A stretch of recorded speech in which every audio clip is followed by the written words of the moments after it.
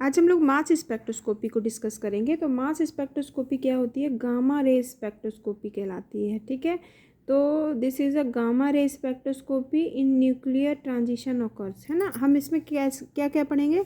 Introduction इसका study करेंगे। First topic है इसका इंट्रोडक्शन, फिर नेक्स्ट प्रिंसिपल। तो फर्स्ट हम लोग डाल रहे हैं इंट्रोडक्शन। इंट्रोडक्शन इंट्रोडक्शन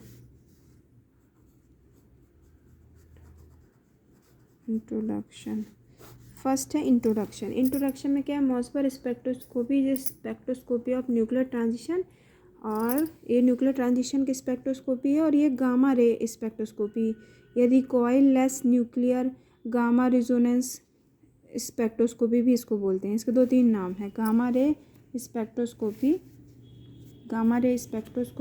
है ना। सब नाम लिख लीजिएगा। Mössbauer spectroscopy is the spectroscopy of nuclear transition. ठीक है, it is also known as gamma ray spectroscopy. Gamma ray spectroscopy, gamma ray spectroscopy और recoilless nuclear gamma resonance fluorescence spectroscopy ये इनके नाम हो सकते हैं। ठीक है, और ये क्या करता है? ये न्यूक्लियर स्पिन जो उनकी क्वांटम नंबर होती है उसमें चेंज होने के कारण ये प्रदर्शित होती है। क्या कंडीशन है? इस कंडीशन में क्या एब्जॉर्प्शन डिपेंड करता है। This condition for absorption depend upon the electron density about the nucleus. Nucleus के चारों तरफ कितनी इलेक्ट्रॉन डेंसिटी है वो निर्भर करती है। ठीक है, और नंबर ऑफ पीक्स और सिग्नल कितने मिलेंगे ये रिलेट करते हैं उसकी सिमेट्री ऑफ कंपाउंड। किसी भी कंपाउंड की सिमेट्री क्या है उसके आधार पे ये स्पेक्ट्रोस्कोपी डिटेक्ट की जा सकती है। ठीक है, तो मॉस्फेयर स्पेक्ट्रोस्कोपी क्या? हैवी मेटल जो कि डिफरेंट स्पिन नंबर्स को रिप्रेजेंट करते हैं, जिसकी स्पिन नंबर मान लीजिए I इज इक्वल टू 1/2 है, या I is equal to 3/2 integral value वाली जो है मॉलिक्यूल, तो उनमें ये स्पिन अगर प्रदर्शित होगी तो ये क्या करें? डिफरेंट स्पिन वाले मॉलिक्यूल क्या है? ग्राउंड स्टेट से एक्साइटेड हो जाएंगे। एक्साइटेड एनर्जी स्टेट में क्या होंगे? चेंज होते हैं। ठीक है, I की वैल्यू क्या होगी? 1/2, 3/2, है ना। ग्राउंड स्टेट से एक्साइटेड स्टेट में रिस्पेक्टिवली क्या होते हैं? ये इंटर कन्वर्ट होते हैं। और मोस्टली किन न्यूक्लियाई द्वारा शो होती है? जैसे आयरन हो गया, आयरन और टिन, ये 2 मॉलिक्यूल मोस्ट ऑफ एग्जाम्पल्स यहाँ पे देखने को मिलते हैं। आयरन और टिन के एग्जाम्पल्स हम लोग यहाँ पे स्टडी करेंगे, आयरन और टिन की। तो ये रिकॉइल एनर्जी, एक रिकॉइल एनर्जी लॉस यहाँ पे रिप्रेजेंट होता है। रिकॉइल एनर्जी लॉस का मतलब है, अभी हम इसको प्रिंसिपल में डिस्कस करेंगे। प्रिंसिपल क्या है हमारी स्पेक्ट्रोस्कोपी का? प्रिंसिपल क्या है? तो हम लोग टॉपिक में आते हैं प्रिंसिपल।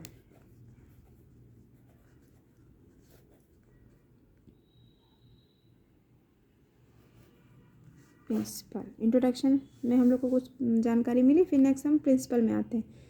और इसमें क्या होता है? जब गैसियस, एक हम लोग इमिशन की बात करेंगे, इमिशन और नेक्स्ट है एब्जॉर्प्शन। Emission next absorption. देखिएगा यहाँ पे एनर्जी क्या हो रही है? 2 पार्ट में डिवाइड हो रही है। ये क्या है? E1 एनर्जी स्टेट है, इसी के जस्ट इक्वल ये E1 है ना। E1 एनर्जी स्टेट है, और यहाँ पे जो रेस्ट एनर्जी बच रही है वो इसको बोलेंगे ER। इसको क्या बोलोगे? ER, कैपिटल E और R। ठीक है, ये दोनों बीच का जो गैप है इसको ER बोलोगे आप। तो ये कब, इसमें क्या होगा? E1 एनर्जी स्टेट चेंज होगी इमिशन जब करेगी। ठीक है, इमिशन। और फिर एक हमारा एनर्जी गैप है यहाँ पे, यहाँ से पूरा ये अपनी एनर्जी स्टेट नीचे वाले एनर्जी स्टेट में ला रहा है। ये एब्जॉर्प्शन को रिप्रेजेंट कर रहा है। ये यहाँ तक गया, ये वैल्यू E1 थी, ये वैल्यू E1 थी, दोनों एनर्जी स्टेट क्या हो कन्वर्ट होकर के। अब यहाँ पे भी वही वैल्यू ER है, ER ये क्या है, फिगर रिप्रेजेंट कर रहा है, ER को रिप्रेजेंट करेगा। क्या है ये, जो एसोसिएटेड रिकॉइल एनर्जी है, एसोसिएटेड रिकॉइल एनर्जी है उसको रिप्रेजेंट कर रहा है। ठीक है, व्हेन जब कोई गैसियस एटम या मॉलिक्यूल, ठीक है, ये प्रिंसिपल क्या बता रहा है, व्हेन अ गैसियस एटम और molecule imitate a quanta of radiation of energy E, the emitted quanta of energy always have a quantum number EV upon C। उसकी खुद की quanta energy EV upon C होगी, और C क्या है, speed of light है, velocity of light है। Bye conversion of momentum the emitted must require moment of PA which is equal and opposite. ठीक है, तो PA वैल्यू जो है वो हमेशा MVR इन माइनस EV अपॉन C इसके बराबर होगा।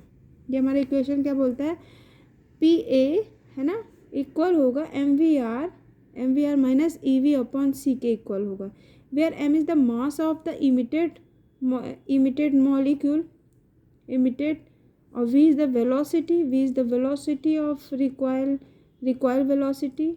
ठीक है, फिर नेक्स्ट है there is associated recoil energy ER, associated recoil energy, इसको हम क्या बोलेंगे ER। ये गिवन होगी, ER is equal to capital VR square upon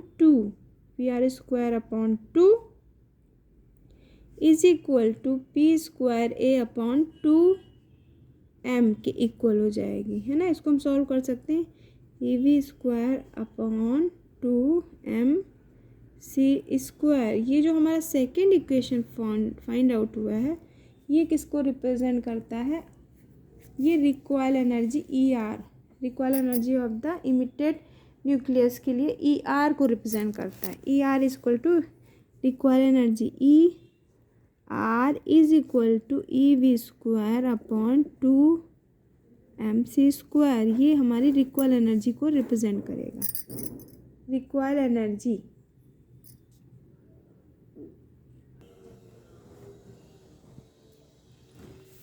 next Mossbauer spectrum में हम डिटर्मिनेशन कैसे करते हैं, तो measurement of spectra is given to graph between the speed of source and intensity of gamma radiation. किसी भी सोर्स की जो इंटेंसिटी लेंगे वेलोसिटी के रिस्पेक्ट में, जब ग्राफ प्लॉट करेंगे, वेलोसिटी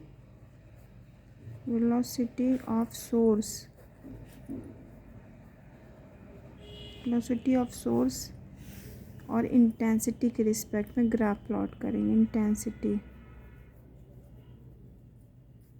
इंटेंसिटी तो एक ग्राफ में डाटा रिप्रेजेंट होगा, सोर्स वेलोसिटी ऑफ सोर्स, जिसको हम लोग स्पीड भी बोल सकते हैं, स्पीड के रिस्पेक्ट में इंटेंसिटी को ग्राफ प्लॉट करेंगे, तो मैक्सिमम मिनिमा करके उसके फोटोन एब्जॉर्प्शन होगा, फोटोन एब्जॉर्प्शन रिप्रेजेंट होंगे। फोटोन कितने मिनट पर सेकेंड mm पर सेकेंड के अकॉर्डिंग कितना एब्जॉर्प्शन शो करता है, उसको हम लोग यहाँ पे रिप्रेजेंट करेंगे।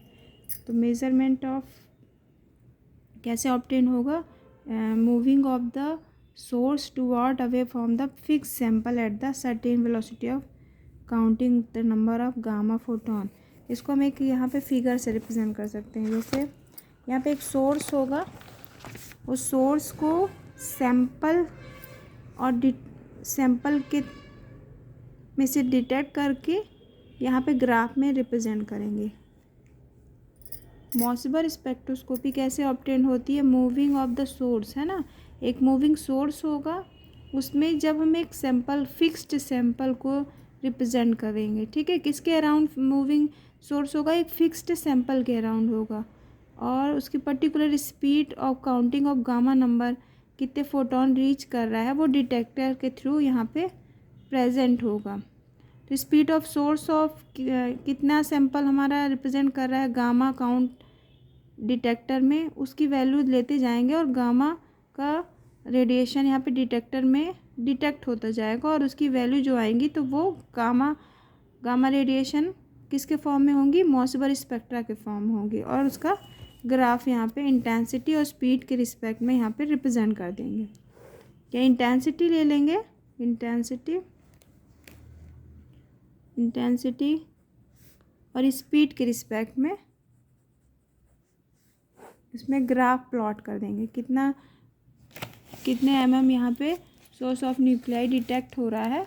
ठीक है, मोसबर स्पेक्ट्रा कैसे ऑब्टेन होगा, can be obtain by the moving of the source towards away from the fixed sample. Sample क्या होगा, फिक्स्ड होगा, from the fixed sample at a particular speed and counting the number of gamma radiation through out the detector.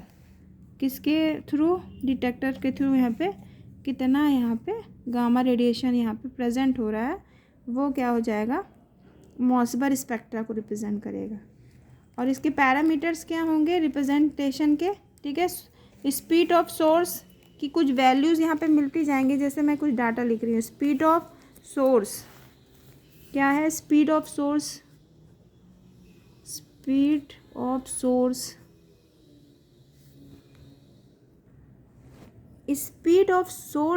जो हमारी mm/s की value होगी वो gamma counter eight detector कितना represent हो रहा है। मान लीजिए 0 वैल्यू पे 10⁵ रिप्रेजेंट हो रही है, 0.1 वैल्यू कितनी आ रही है, 10⁵ में जा रही है, 0.2 वैल्यू 10⁵ जा रही है, मान ली 0.3 वैल्यू 100 के इक्वल आ रही है, 0.4 वैल्यू ऐसे मान लेते हैं 10⁵। ऐसे कुछ गामा काउंटर के उसके डिटेक्टर वैल्यूज़ रिप्रेजेंट होंगे जो फोटोन एब्जॉर्प्शन की मैकेनिज्म को सैंपल के रिस्पेक्ट में यहाँ पर रिप्रेजेंट होंगे। अब इसमें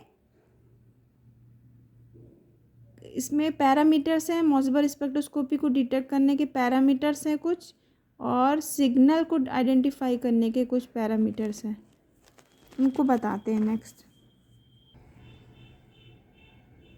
नेक्स्ट पार्ट है इसमें पैरामीटर्स ऑफ मोसबर स्पेक्ट्रा।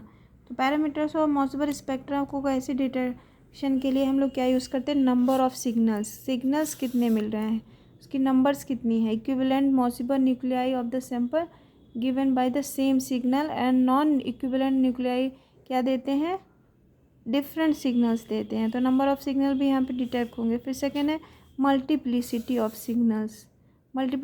सिग्नल्स। इसमें क्या है, नंबर ऑफ सिग्नल्स जो डिटेक्ट होंगे उनकी मल्टीप्लिसिटी कैसे रिप्रेजेंट होगी, मल्टीप्लिसिटी है ना, मल्टीप्लिसिटी क्या होगी, जो सिग्नल्स हैं राइजेस होंगे वो कॉर्डोपोल स्प्लिटिंग भी शो करते हैं। तो एक कॉर्डोपोल स्प्लिटिंग रिप्रेजेंट होगी और एक मैग्नेटिक स्प्लिटिंग होगी, दोनों का ऑर्डर डिफरेंट शो होगा। कॉर्डोपोल स्प्लिटिंग में क्या है, सिमेट्री पे डिपेंड करेगी, कॉर्डोपोल स्प्लिटिंग सिमेट्री पे, इलेक्ट्रॉनिक सिमेट्री और लिगेंड सिमेट्री। तो इलेक्ट्रॉनिक सिमेट्री दो पार्ट में, स्फेरिकल और एक्सियल। लिगेंड सिमेट्री क्या है, स्फेरिकल और एक्सियल होती है। ठीक है, कॉर्डोपोल स्प्लिटिंग कब एब्सेंट होगी, जब इलेक्ट्रॉनिक और लिगेंड सिमेट्री क्या है, दोनों सिमेट्री क्या होंगे, प्रेजेंट हो। ठीक है, सिंगलेट और ट्रिपलेट की कंडीशन होगी, इलेक्ट्रॉनिक और लिगेंड और यहाँ पे सिमेट्री दोनों एक्सियल और स्फेरिकल हो, इलेक्ट्रॉनिक सिमेट्री। इसको फिर डिटेल में एक्सप्लेन करते हैं। फिर नेक्स्ट है पोजीशन ऑफ सिग्नल्स क्या रिप्रेजेंट करता है, थर्ड पार्ट है position of signals, third part है पोजीशन ऑफ सिग्नल, है ना।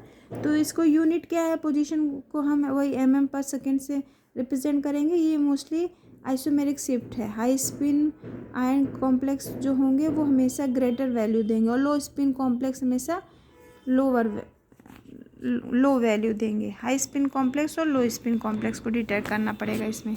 तो पोजीशन ऑफ सिग्नल्स यहाँ पे डिटरमाइन हो जाएगा। पोजीशन ऑफ सिग्नल्स, जैसे आयरन का Fe2+ का हाई स्पिन कॉम्प्लेक्स हमेशा ज़्यादा होगा, फिर आपका आयरन का Fe2+ का लो स्पिन कॉम्प्लेक्स इसका आइसोमर शिफ्ट होकर कम हो जाएगा। Fe3+ में, और Fe3+ का हाई स्पिन ज़्यादा होगा उसके लो स्पिन से। ओवरऑल क्या होगा, Fe2+ का हाई स्पिन कॉम्प्लेक्स क्या होगा, ज़्यादा आइसोमेरिक शिफ्ट देगा, है ना। पैरामीटर्स ऑफ मोसेबर स्पेक्ट्रोस्कोपी का आइसोमेरिक शिफ्ट ही तो रिप्रेजेंट करना है। फिर थर्ड में फिर नेक्स्ट लास्ट टॉपिक है splitting constant. Splitting constant, electron density S orbital की कितनी है, फाइन वैल्यू अराउंड हो रही है, तो उसमें स्प्लिटिंग वैल्यू कितना डिटेक्ट हो रही है। ये सारे मैटर्स क्या हैं, उसके पैरामीटर्स मोसेबर स्पेक्ट्रा को डिटरमाइन करने के लिए यूज़फुल होते हैं। उसकी लिगेंड की सिमेट्री स्फेरिकल है कि टेट्राहेड्रल है। अब लिगेंड सिमेट्री को समझना है तो स्फेरिकल और टेट्राहेड्रल दो वर्ड यूज़ हो रहा है ना। जैसे स्फेरिकल का मतलब है हमारा मेटल लिगेंड कॉम्प्लेक्स किस प्रकार का हो, जैसे Ml4 टाइप का स्ट्रक्चर हो, Ml4 टाइप का स्ट्रक्चर हो, Ml4। ये स्फेरिकल ज्योमेट्री की बात कर रहे हैं,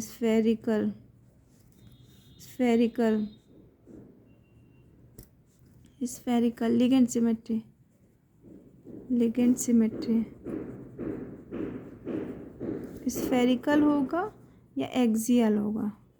एक्सियल में क्या है, Ml3 हो जाएगा और L4 वाला एक अकेला हो जाएगा, Ml5 हो जाएगा, एक अकेला लिगेंड 6 वाला इधर हो जाएगा, Ml5 टाइप का हो जाए।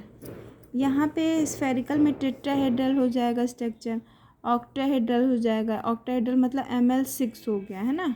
और थर्ड वाला स्क्वायर प्लानर कॉम्प्लेक्स हो जाएगा, स्क्वायर प्लानर कॉम्प्लेक्स, प्लानर मतलब कंप्लीट टेट्राहेड्रल, ऑक्टाहेड्रल और स्क्वायर प्लानर कॉम्प्लेक्स क्या होंगे, स्फेरिकल स्ट्रक्चर में जाएंगे लिगेंड ज्योमेट्री में। और फिर उसमें अगर एक भी लिगेंड डिफरेंट हो गया, 3 लिगेंड एक जैसे हैं, चौथा अलग हो गया, तो टेट्राहेड्रल ना बना करके वो एक्सियल का एग्जाम्पल शो कर देगा। तो इसी तरह इसमें 5 1 6 है ना, तो ऑक्टाहेड्रल की जगह पे ये क्या हो गया, एक्सियल ज्योमेट्री शो कर दिया। यहाँ पे भी एक्सियल ज्योमेट्री शो कर दिया।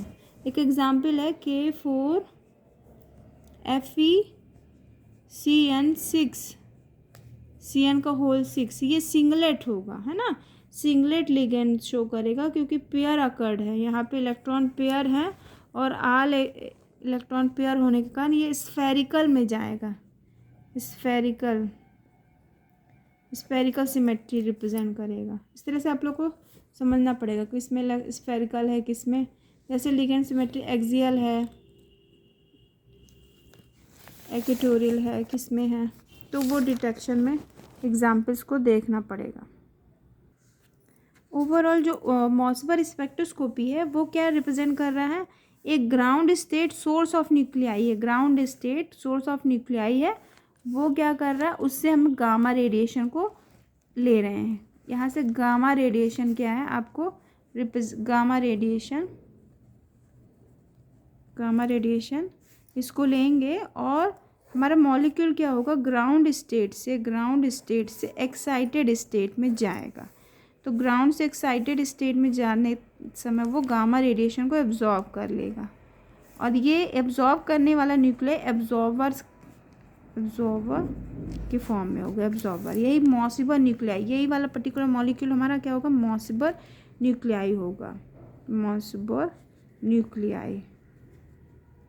वो gamma ray source of nuclei के साथ गामा रेडिएशन को एब्जॉर्ब करेगा, और इस एब्जॉर्प्शन के थ्रू क्या होगा, हमारा जो रिजोनेंस रिप्रेजेंट होगा, रिजोनेंस, इसको हम आइसोमेरिक शिफ्ट कहेंगे, ठीक है। रिजोनेंस जो रिप्रेजेंट होगा उस गामा रेडिएशन को फिर वो एब्जॉर्ब होने के बाद क्या करेगा, बाहर निकालेगा।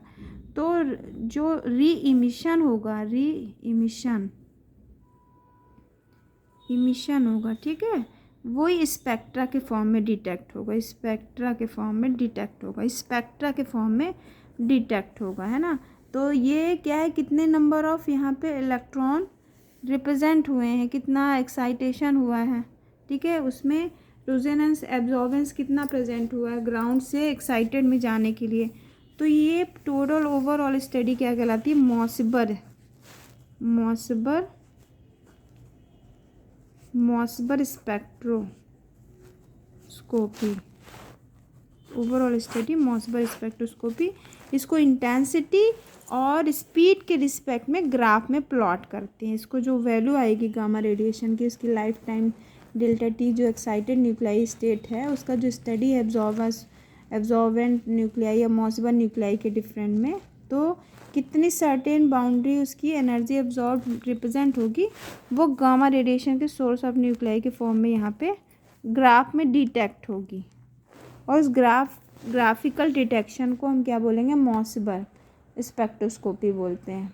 उसकी डिस्कवरी रोन्टजन मॉसिबल ने 1958 में रिप्रेजेंट किया था, 1958 में बताया था।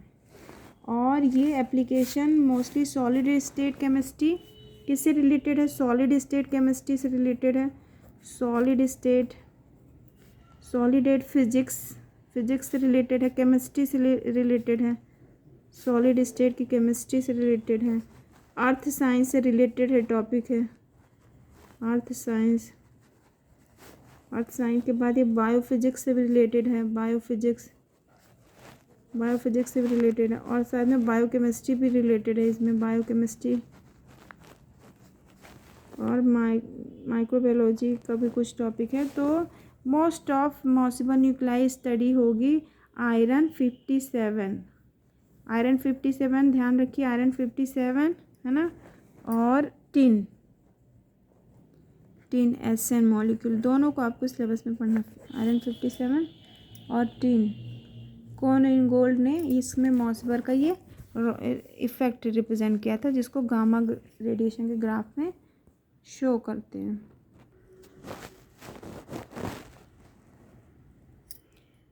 एब्जॉर्ब पर जो मॉसिबल न्यूक्लियाई होगी उसकी टोटल एनर्जी कैसे रिप्रेजेंट होगी, तो मॉसिबल न्यूक्लियाई आपका आयरन 57 है, आयरन 57 की जो एनर्जी है, required energy 14.4 kilo electron volt के इक्वल है, और आई वैल्यू 1/2 3/2 है ना। और यहाँ पे इसके सोर्स की हाफ लाइफ 57 किस में कन्वर्ट होगा, 57 CO है ना, कोबाल्ट में, और हाफ लाइफ है उसकी 270 डेज इसकी हाफ लाइफ हो जाएगी आयरन 57 की। और टिन का 119 टिन, इसका होता है एनर्जी 23.83 किलो इलेक्ट्रॉन वोल्ट, और इसको 1/2 वैल्यू IG होगी, एक्सप्रेस 3/2 के इक्वल होगी, और 119 में इसकी मेटा स्टेबल स्टेट है ना। ये 119 टिन किस में कन्वर्ट होता है, अपनी खुद की मेटा स्टेबल स्टेट में। मेटा स्टेबल स्टेट वही क्या, उसमें क्या न्यूक्लियाई जो फॉर्म होगा थोड़ा सा उससे उसकी कम लाइफ फॉर्म न्यूक्लियाई की जो स्टेबिलिटी है वो क्या होगी, थोड़ा कम होती है। 245 डे में इसका डीके होता है ना, हाफ लाइफ 245 डेज में ये कंप्लीट डीके हो जाएगा, आधा हो जाएगा। फिर आपका टेलुरियम है 125 टेलुरियम है, बहुत सारे टेबल में से शो कर दिया। टेलुरियम है, आयोडीन है, यूरोमियम है, तो 2-4 एग्जाम्पल्स हम लोग देख लेते हैं। आई का है 26.8 किलो इलेक्ट्रॉन वोल्ट है, 7/2 उसकी आई वैल्यू हो गई, 5/2 उसकी एक्सप्रेस वैल्यू हो गई, और 129 उसकी रिप्रेजेंटेड सोर्स ऑफ न्यूक्लियाई का रिप्रेजेंटेशन होगा, मेटा स्टेबल हो जाएगा है ना। आई क्या होगा, मेटा स्टेबल में कन्वर्ट होगा, और 33 डेज उसकी हाफ लाइफ होगी, 33 डेज हाफ लाइफ, भी डाटा याद करना है आपको। 33 डेज क्या होंगे, उसकी हाफ लाइफ होंगी, कि 33 डेज में वो क्या होगा, हाफ लाइफ में कन्वर्ट हो जाएगा, ठीक है। जैसे आयरन 57 कोबाल्ट है, वो इलेक्ट्रॉन को गेन करके मेटा स्टेबल आयरन 57 को बना लेता है। कोबाल्ट 57 किस में कन्वर्ट हो जाता है, कोबाल्ट 57 कन्वर्ट हो जाता है आयरन 57 की मेटा स्टेबल, स्टार बना दिया, मेटा स्टेबल स्टेट में कन्वर्ट हो जाता है। तो इतना कन्वर्ट कोबाल्ट किस में कन्वर्ट हो रहा है, आयरन की 57 मेटा स्टेबल में है ना। तो कन्वर्ट इस प्रोसेस को हम के इलेक्ट्रॉन कैप्चर प्रोसेस कहते हैं। कोबाल्ट इलेक्ट्रॉन के एनर्जी स्टेट में ही जा कर के प्रेजेंट हो जाता है, इस प्रोसेस को इलेक्ट्रॉन कैप्चर प्रोसेस कहते हैं, इलेक्ट्रॉन कैप्चर्ड प्रोसेस। तो ये डाटा इस पर कुछ हम लोग को मेनली आप आयरन और टिन को याद कर लीजिए, आयरन और टिन वाला एग्जाम्पल आपके लिए इम्पॉर्टेंट है, इसको याद कर लीजिए। एक कॉम्प्लेक्स स्ट्रक्चर को एक्सप्लेन करते हैं, आयरन 57 कॉम्प्लेक्स को एक्सप्लेन कर रही हैं। आयरन 57 कॉम्प्लेक्स एग्जाम्पल है, इसमें आई वैल्यू होगी 1/2 और 3/2 आई वैल्यू। आयरन 57 को हम लोग दो एनर्जी स्टेट में शो करते हैं। ये स्प्लिट होगा एक वन लाइन में ही, ठीक है। और 3/2 दो पार्ट में डिवाइड होगी, एक प्लस 1/2 वैल्यू होगी और प्लस माइनस उसकी 3/2 की वैल्यू होगी, तो दो पार्ट में स्प्लिट होगी। तो इनका जो एनर्जी गैप होगा वो डेल्टा के इक्वल होगा। और यहाँ पे प्लस हाफ वैल्यू इसकी प्लस माइनस वैल्यू के साथ प्लस माइनस 1 के इक्वल ही होगी, तो प्लस माइनस 1 ये इंटरचेंज एक रिप्रेजेंटेशन हो सकता है। और इसके ऊपर वाली एनर्जी स्टेट में है, यहाँ 1 लाइन है और ये 2 लाइन का रिप्रेजेंटेशन है। तो यहाँ पे न्यूक्लियर कॉर्डोपोल जो रेजोनेंस है वो एक पीक देगा, लेकिन उसकी वजह से यहाँ पे 2 पीक मिलेंगे। 2 पीक क्यों? एक आपका 1/2 प्लस माइनस 1/2 है और एक प्लस माइनस 3/2 वैल्यू की वजह से यहाँ पे 2 पीक मिलेंगे, ठीक है। हमारा सिलेक्शन रूल क्या बोलता है? Delta MI equal to 0 plus minus 1 के इक्वल होगा। तो आयरन CN5NO3 माइनस कॉम्प्लेक्स में हम देखेंगे तो आयरन Fe2+ की एनर्जी स्टेट में है 5CN-1।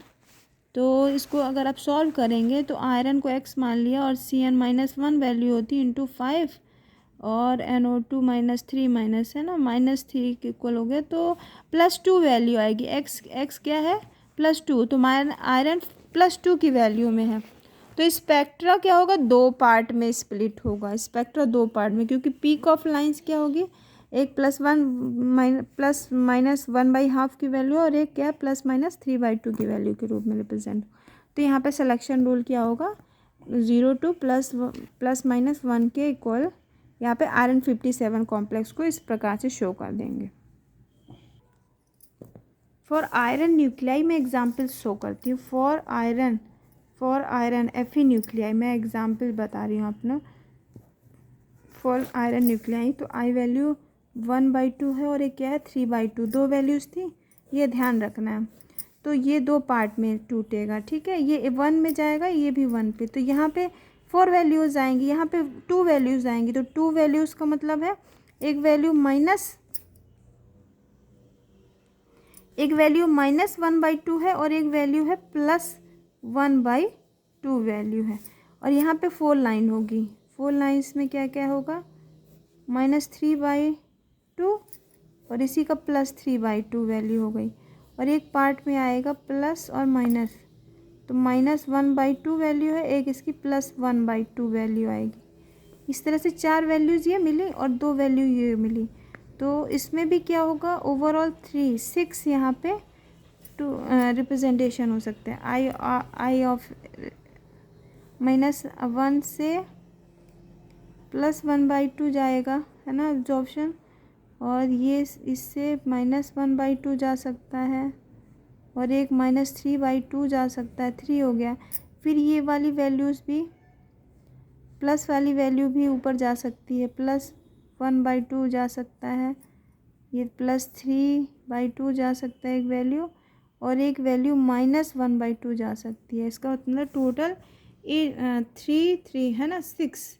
यहाँ पे 6 यहाँ पे एब्जॉर्प्शन का ग्राफ शो हो सकता है ना। सोर्स ऑफ न्यूक्लियाई के फॉर्म में रिप्रेजेंटेशन करेंगे, इंटेंसिटी होगी, इंटेंसिटी, और इसकी स्पीड के रिस्पेक्ट में ग्राफ प्लॉट होगा गामा रेडिएशन के। तो 1 2 3 4 5 और ऐसे 6, ऐसे कुछ ओवरऑल एब्जॉर्प्शन पीक इस तरह से मिलेंगे। ये 1 2 3 4 5 6 है ना। देखिए यहाँ पे डिपेंड करता है ये स्पीड, और ये जो हमारा सोर्स ऑफ न्यूक्लियाई है सिलेक्शन रूल के अकॉर्डिंग, वो न्यूक्लियर कॉर्डोपोल शो कर रहा है कि नहीं शो कर रहा है। डज नॉट शो NQR और शो द NQR वैल्यू, ठीक है। Without NQR 6 line always find, 6 line, ठीक है, 6 लाइन हमेशा मिलेंगी, ठीक है, सेम हमको करेक्ट मिलेगा। NQR विथआउट लिख दीजिएगा, विथआउट मतलब अगर नहीं है, NQR अगर नहीं है।